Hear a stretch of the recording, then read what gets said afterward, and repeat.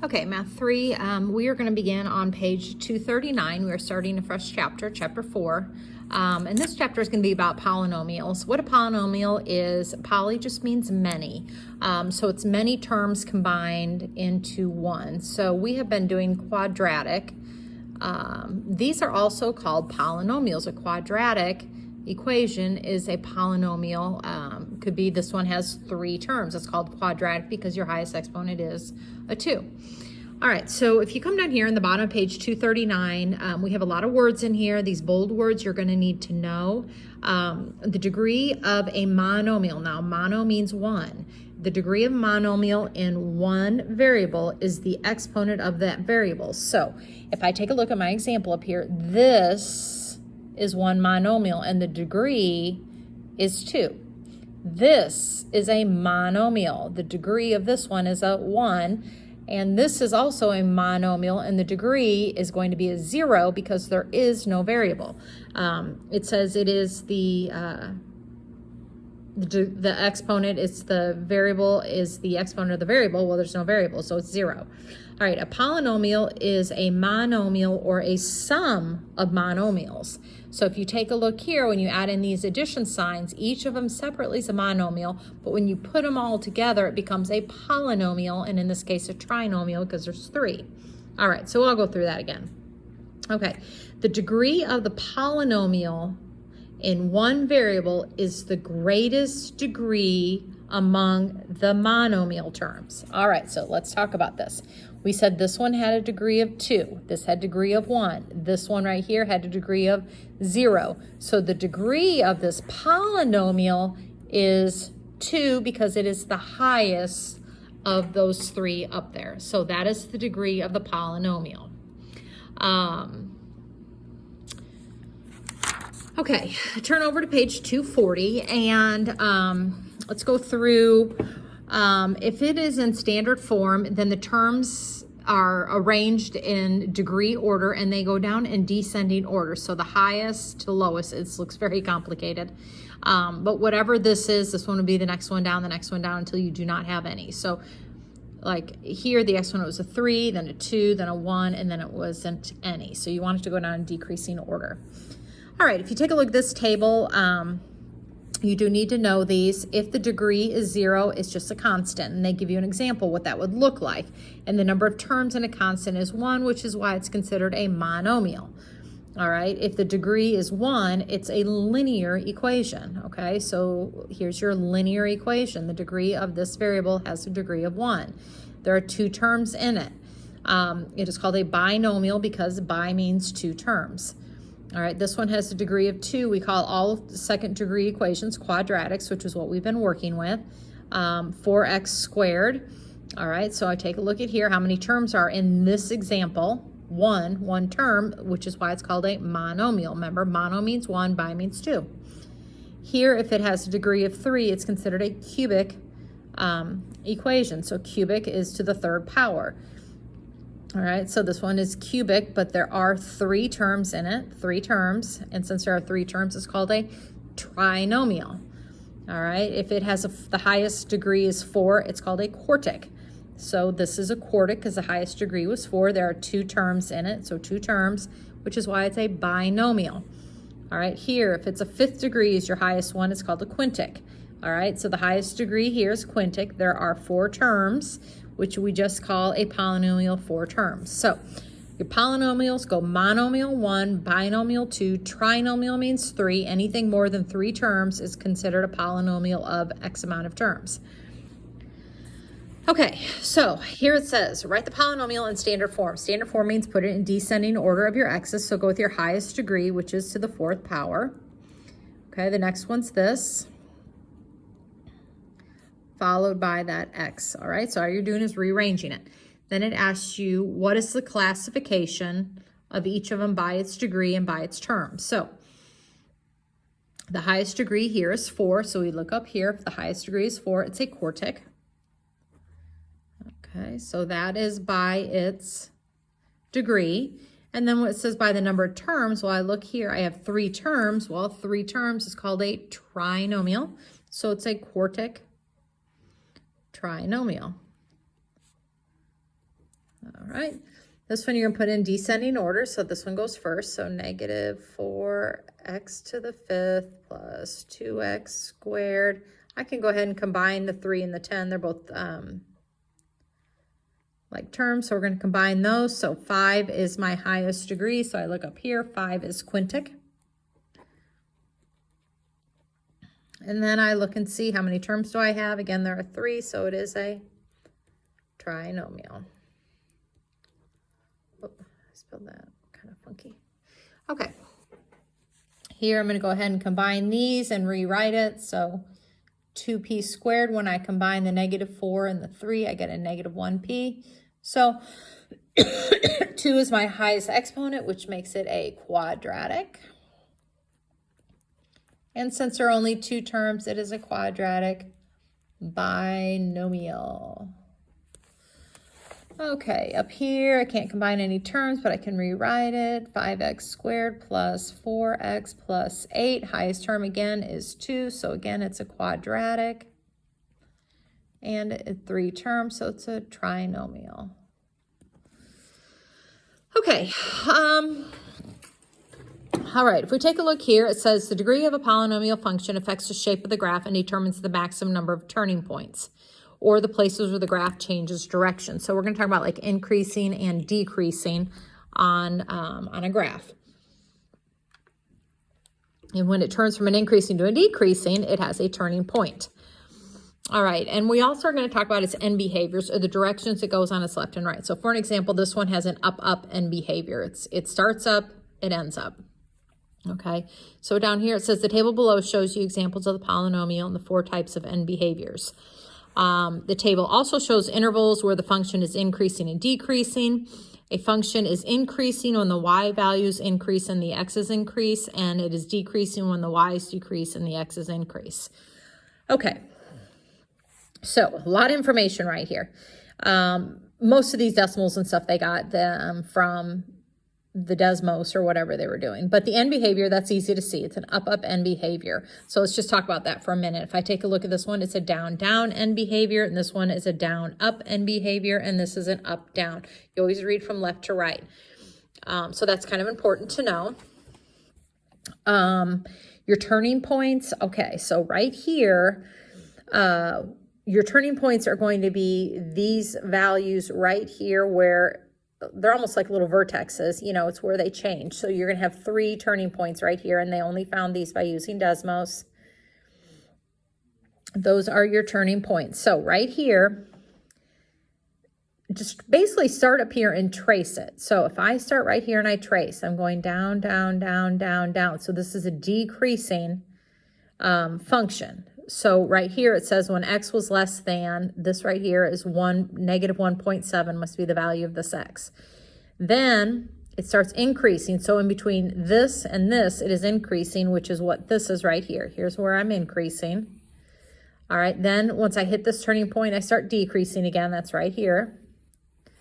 And then once I hit this turning point, I start going back up again. So I'm increasing when this is greater than that 0.22. You're always going off of your x values when you're doing your increasing and decreasing. Okay, so this one's going to be a little easier because we're not using decimals. All right, so we're right here. Here is going to be your 1 turning point, okay? So we have a turning point at 1, 1. So order pair at 1, 1. Okay, so I start down here. Well, I start at your left. What am I doing? I am increasing. So I'm increasing up until I get to when x is 1. So here's my 1. So from here all the way down, I am increasing. Okay, so when x is less than 1, so from 1 on down, I am increasing. But once I hit 1, then these values start decreasing. So as my x's get bigger, my y's are starting to get smaller, which is decreasing when x is greater than 1. You only have 1 turning point, so you only have 1 increasing region and 1 decreasing region. Okay, here we have no turning points. You know, it's increasing this whole time. So it says the value is increasing for all functions. It's always going up. There is no turning point. Yeah, there's a little squiggle in here, but it just squiggles right back up. And again, end behavior is down, up. Here, it looks like we have a turning point right here, and we have a second turning point right here. So this, I'm going to just use the values I see down here. This x value is negative 0.82, and this one is positive. Oops, I'll put it down, positive 0.82. All right, so when I'm up here, I'm going down, I am decreasing when all my values are less than negative 8.2. So I'm decreasing when x is less than negative 0.82. So all of this, from here on down, it's decreasing. Now I turn and I start increasing. Well, I'm increasing in between this turning point and this turning point. So I'm increasing in between when x is between these two values. Okay, I'm increasing. Then I turn and I start decreasing again. Well, that's where all my x values are greater than 0.82. And if you take a look down here, it is doing all of that. All right, so here is decreasing. Here is a decreasing. This one is an increasing. So increasing, decreasing, decreasing. Okay. All right, here's our end behaviors. Here's the hint to this. All right, if the leading coefficient is positive, it has an up end behavior. And if the leading coefficient is negative, it has a down end behavior. Okay, and this is even or odd. All right, here's how I will explain this. Okay, there are four things that can happen. There are four different types of end behaviors. Where the even and odd come in are your degree of the polynomial. So I'm going to go back over here. If we take a look at this one, here's the degree, and here is the degree. All right, this is going to be your easiest one. If your highest degree is even, all right, your highest degree is an even number, so like a 4, 2, 6, whatever, you will have the same end behavior. It will either be an up, or it'll be a down, and you're going to know that by looking here. All right, we're very used to that with parabolas. So we look here, it's a positive, so it's going to start up and it's going to end up. When we look here and we see this negative in front of this, you're going to start down and end down. It's basically your parabola is turned upside down. All right, so that is your easiest thing to remember.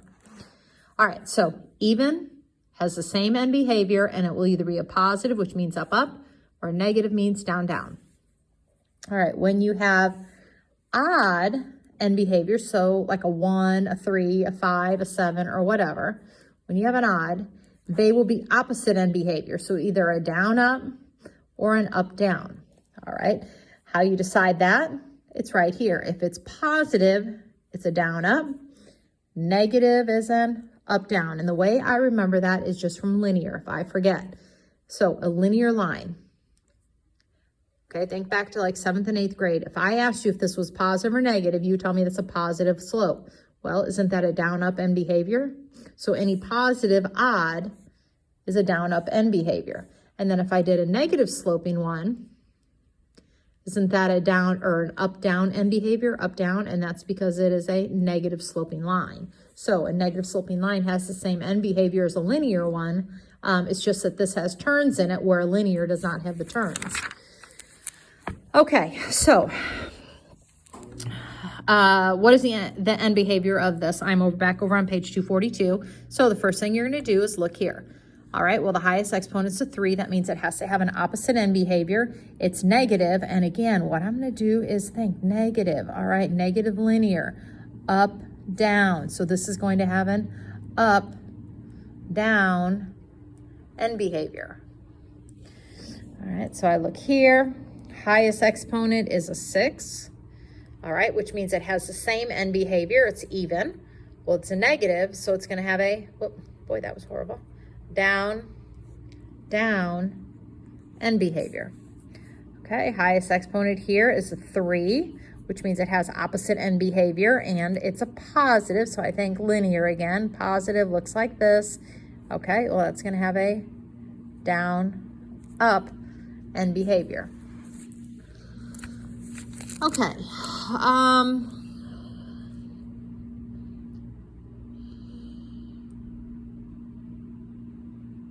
All right, what we will probably do on these is we will probably go to Desmos on